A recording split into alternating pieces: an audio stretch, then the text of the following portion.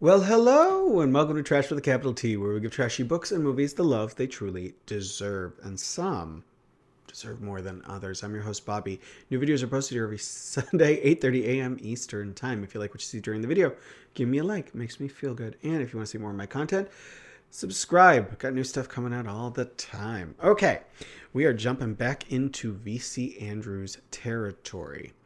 I actually read this book while I was reading Haunting Adeline, which I did eventually finish. I did finish it. And my book club's talking about reading the second one. But I was reading this at the same time I was reading Haunting Adeline because I needed a palate cleanser, essentially. So I dipped my toes back into the VC Andrews pool, and I listened to the audiobook for Forbidden Sister. I'm going to pop the cover up here.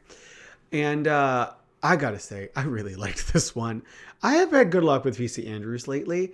So, and this is another one that does not, I know they always joke that all her books deal with like family relationships, This one doesn't dive into that pool. It's really just more of a good family melodrama.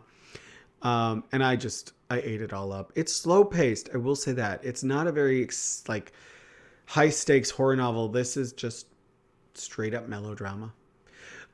Forbidden Sister follows Emmy Wilcox, who is being raised in a household that is a little strict. Her father comes from a military family, kind of tries to run the house like the military. Her mom, on the other hand, is more fun and fancy free and French. Very French. And Emmy has an older sister that they do not talk about. That sister is Roxy. And Roxy was kicked out of the house, and they find out that she is actually a high-class call girl, and she is very successful in her field.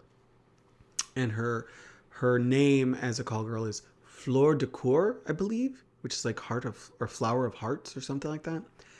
And I will probably get corrected somewhere. But the whole book is Emmy dealing with this push and pull of like wanting to know Roxy, being angry at Roxy because everything that's kind of going on in her household because of her, and how could Roxy turn her back on her family and all of this stuff. It's the fun melodrama. And on top of that, you have her dealing with all of the normal teenage girl stuff, friends who are kind of two-faced, that first love who turns out to be a jerk, general family struggles, all of that.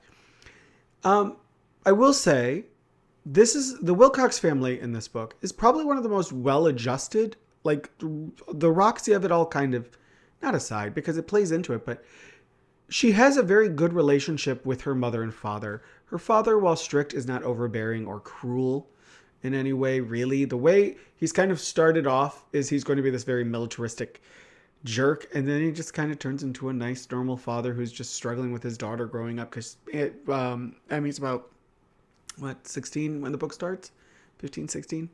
So that part of it is kind of, it grounds you pretty well. Like the writing is, this is a VC Andrews book, but it's prime Andrew Niederman, and the writing is kind of that stiff, old timey way these characters talk. She does, at no point does Emmy sound like an actual teenage girl. She sounds like an adult, an old adult. But I still enjoyed it. And then eventually Roxy does show up and becomes a character. And that was when the book for me really took off. The relationship that forms between Roxy and Emmy is really, really interesting and felt actually very real. I enjoyed the way they played off each other in the story. And I kind of loved that the book doesn't make Roxy's life seem super glamorous. Like, it's a very dangerous world that she's in. And they do it without going too over the top. Niederman could have really leaned into some not so great stuff. But in this situation, he plays it safe. And I think that was the way to go. This almost feels like an old, like the same thing I said with April Shadows. It has the feel of an old TV movie or a movie you'd catch on TV in the middle of the day. One of those like kind of grainy 1970s dramas that came out and starred someone who was kind of on the way out, or their career was just starting out, but they weren't a huge name yet. And it was one of those early roles. It was done for cheap, but it's a compelling movie. You just get sucked in and you just catch it. And that's what happened with this book. It was a story where I was like, I don't know why, but I am drawn to this book. And I have to say I loved it. I know a lot of reviews for this book were like, oh, it's so boring, it's so dull. And yes, compared to something like Heaven or Flowers in the Attic, this book is dreadfully slow.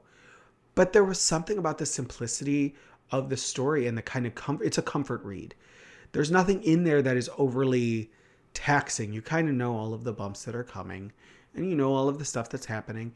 But there are some actual genuine sweet family moments in this book, specifically between Emmy and her mother. And once Roxy's in the picture, Roxy and her mother. And like, I like that he took the time to ground the book, to give these characters some real connection, because that's what makes the original V.C. Andrews books work, is you feel the connection between the characters. Even when the writing is not the best, you do understand the characters are bonded.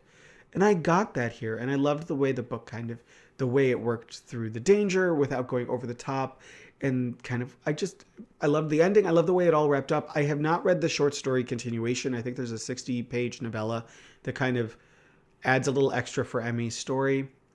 And there is a second book, Roxy's story, which follows Roxy's origin story from when she's kicked out until the events of the book. And I think a little after.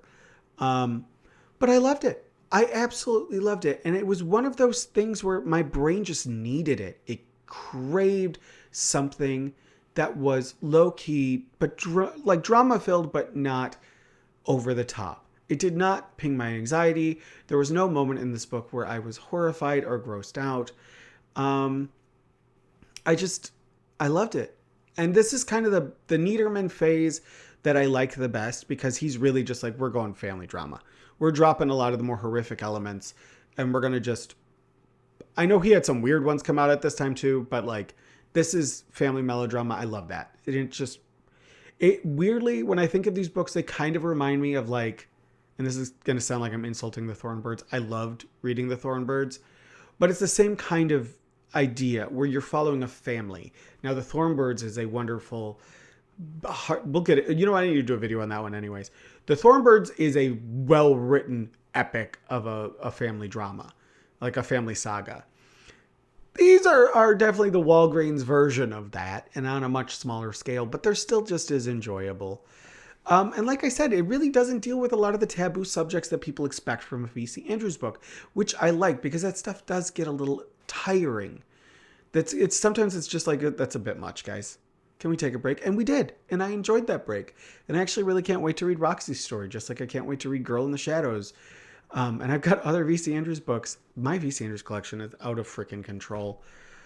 But I have other ones that I can't wait to dig into. I'm taking a little V.C. Andrews break. I'm actually reading a John Saul book, and I'm listening to a John Saul book. So we're going to be seeing some of those, hopefully, in the near future. But yeah, highly recommend Forbidden Sister. If you go in understanding this is going to be a low-impact drama. There's big moments, but they're not gonna knock you for a loop. You can listen to this book and relax. And I did. It was something that made my drive home. I have a long commute. It made it worthwhile. I enjoyed being in the car hearing Emmy's story. And I will say the audiobook is actually quite good. So if you have that option, I would recommend it. I did enjoy it very much. All right, I'm going to keep this review short. We're just under 10 minutes. Don't need much more than that. So, highly recommend V.C. Andrews' Forbidden Sister. This is an Andrew Niederman book. If you take issue with Andrew Niederman writing these books, maybe skip this. I did learn something interesting while I was reading this. It seems like they're stopping the V.C. Andrews line. They did Bird Lane Island, which was supposed to be written off of a lost V.C. Andrews manuscript. I don't know how true that is. But that is supposed to be the last V.C. Andrews book. We will see if that is actually the case. But it sounds like they're finally letting V.C. Andrews rest, which might be the best thing. We've got how many books to get through. So, and it's a different era. But if that is the case, rest in peace. The V.C. Andrews line. V.C. Andrews has been resting in peace since the 1980s, but you know what I mean. All right. To reiterate the housekeeping from the top. New videos are posted every Sunday, 8:30 a.m. Eastern Time. If you like what you saw in this video, give me a like. Like I said, it makes me feel good, helps the channel. And if you want to see more of my stuff, subscribe.